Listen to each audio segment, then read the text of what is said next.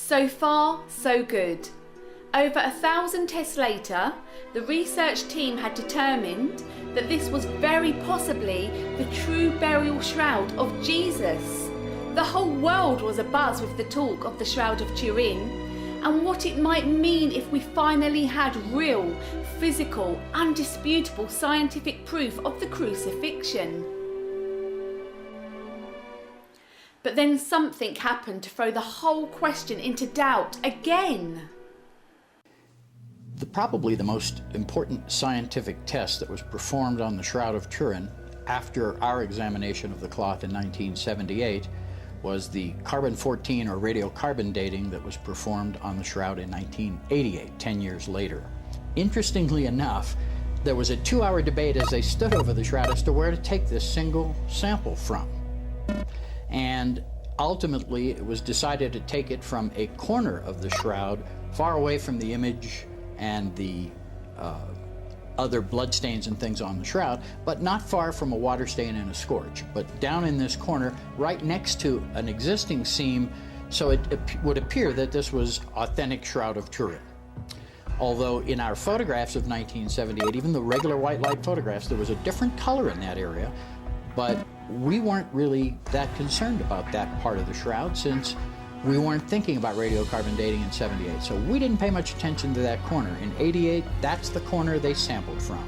They took a piece, they cut it into thirds, and each was distributed to the 3 laboratories that remained involved in the testing.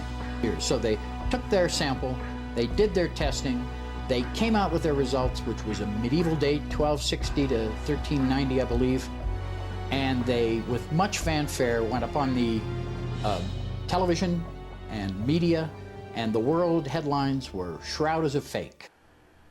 Sounds familiar? The common answer of the doubting Thomases these days, when faced with the questions of the Shroud of Turin, is to bring up the carbon dating. 3 different teams of scientists tested a piece of the Shroud and found that it was only 700 years old. It couldn't possibly have been the burial shroud of Christ. You can't argue with that. It's science. Well, you know what? We agree. And the original Shroud research team agree. And for a while it left them completely puzzled. So at the end of this period of 1988, when the results were announced, those of us involved with the study of the Shroud from a truly scientific point of view were left scratching our heads and wondering, how could this be? In fact, the answer was right in front of their eyes, or had been all those years ago, when the team had a discussion about which part of the Shroud to take for carbon dating. Interestingly enough, there was a 2-hour debate as they stood over the Shroud as to where to take this single sample from. And ultimately, it was decided to take it from a corner of the Shroud. They went away. None of them performed the chemical analysis that was called for by their own protocol, and when they were asked why, the response was, well, we knew which sample the Shroud was, so we didn't need to do the chemical analysis. None of the 3 teams entrusted with carbon dating the Shroud sample followed their own protocol to make sure there was nothing wrong or unusual about the piece of the Shroud they had chosen for their tests. At the time, and when news of the test results hit newsstands around the world, nobody knew whether this oversight would have made any difference. But one man was determined to find out. Born in Albuquerque, New Mexico, Ray Rogers was an explosives research expert and thermal analyst with the Los Alamos Scientific Laboratory for over 30 years before serving on the department of the Air Force Scientific Advisory Board, where he held the equivalent rank of Lieutenant General and earned a Distinguished Service Award. Ray Rogers wasn't just a scientist, he was one of America's finest. He was also part of the original Shroud of Turin research team in 1978. Ray Rogers readdressed the Shroud. He was ill and his time was coming to pass away, and he knew that he hadn't really completed what he had begun. And so Ray decided that he would revisit this issue of the Shroud. And one of the first things that prompted him to do so was a paper that was published in 2000 by Joe Marino and Sue Benford that claimed that the corner from which the radiocarbon sample had been taken was in fact a rewoven, patched, or repaired corner. Rogers saw their paper and called me up and said, look, I'm going to prove these people wrong, and it's only going to take me 5 minutes. And I said, fine, Ray, you do what you have to do. I mean, he was a scientist and wasn't asking my permission anyway. Ray told me afterwards that he spent about 1 hour examining samples that he had from that very same corner where the carbon dating sample had been removed. And he said after 1 hour, he found that Benford and Marino were correct, that he was wrong, and there was evidence that this corner was anomalous. Now, remembering that Ray Rogers is a chemist, Ray took his sample and he performed a chemical analysis and a microscopic analysis. What the microscope revealed was a gummy substance on the surface of the fibers in this corner. When he did the chemical analysis of the gummy substance, he found that it was gum arabic, and when he looked inside the gum arabic under the microscope, he found little particles of a dye that came from the madder root plant. This was a strange discovery, which on its own offered no real answers about how the radiocarbon dating could have produced such a strange result. But there was more. The other thing he found that was very unique was cotton interwoven with the linen itself, and there was no cotton found anywhere else interwoven into the fibers of the Shroud linen. So this made it unique. Well, this changed everything.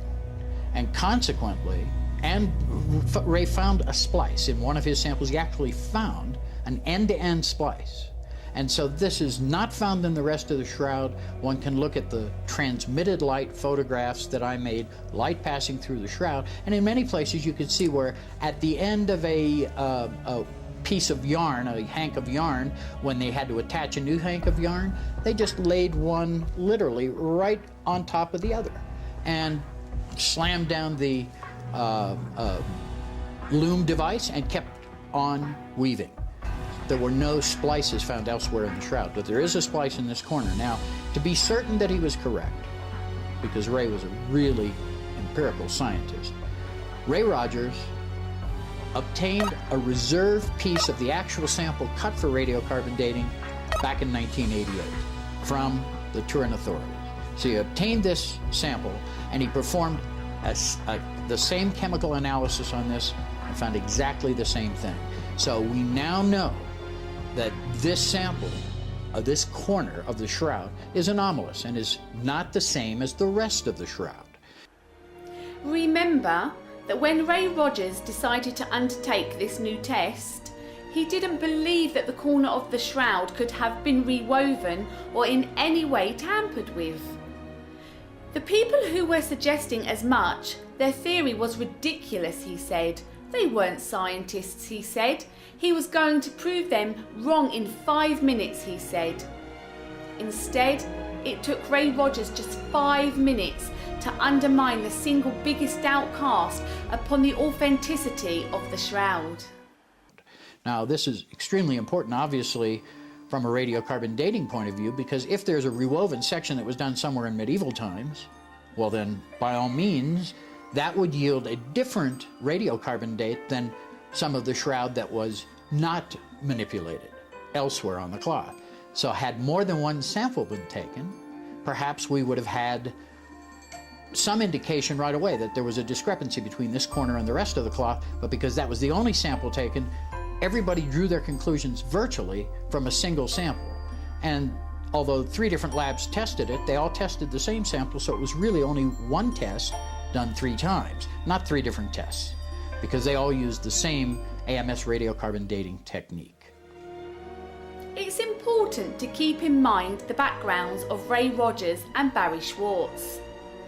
Ray, one of the world's top chemists, a skeptic who refused to believe until he carried out an experiment for himself that the radiocarbon dating could have been flawed. Barry, also a skeptic when he joined the Shroud research team, a Jewish man investigating a Christian relic. These guys placed their absolute faith in science and in facts, and spoke only the truth as they saw it with their own eyes. They had no hidden agendas. But were there others involved in the Shroud research who did have their own agendas? It's an interesting question. Those who speak on their own authority are trying to gain glory for themselves. But he who wants glory for the one who sent him is honest, and there is nothing false in him.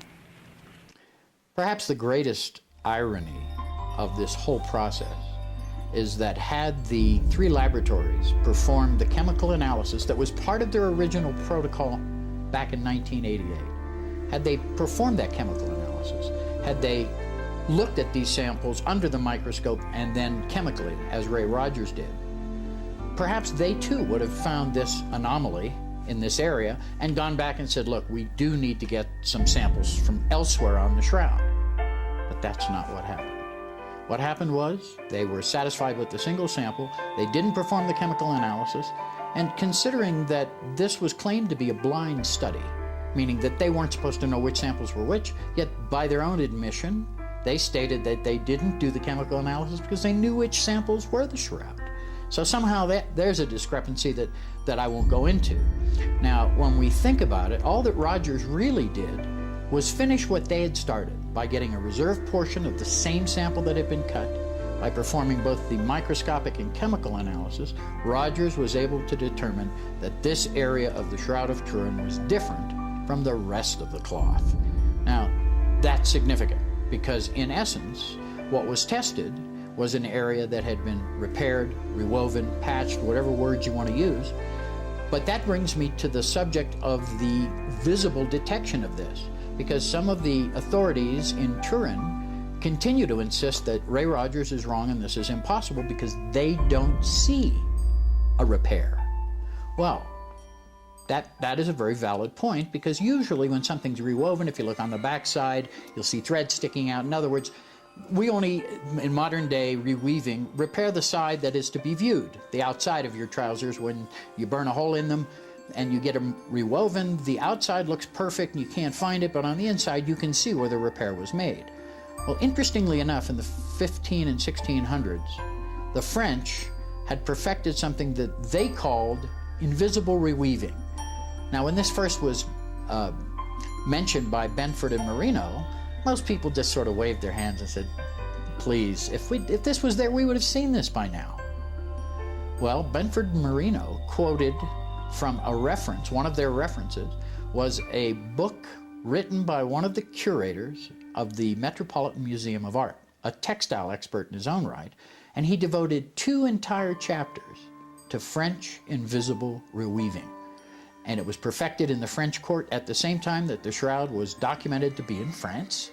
And secondly, according to the expert, this type of reweaving is so perfect, and they had perfected it on both sides of the woven cloth, that the only way one could detect this would be with a microscope and to know exactly what to look for and where to look for it, or otherwise it would remain invisible. It's that good. Well, it's very hard for skeptics to believe that such a technique could be even in existence, especially in medieval times. And yet, there is absolute scientific evidence to the fact that this technique was performed, and the Shroud was in fact in France at this very same time. So there seems to be a correlation that obviously if there is a repair and the Shroud was in France, what better object than the Shroud of Turin would the King of France or the French court choose to use this spectacular technique on than this cloth purported to be a relic of Jesus? Ray Rogers had not only blown a hole in the carbon dating evidence, frequently used by doubters to discredit the Shroud, the only piece of hard scientific evidence in fact to cast any serious doubts on its authenticity, but he had also enlisted the help of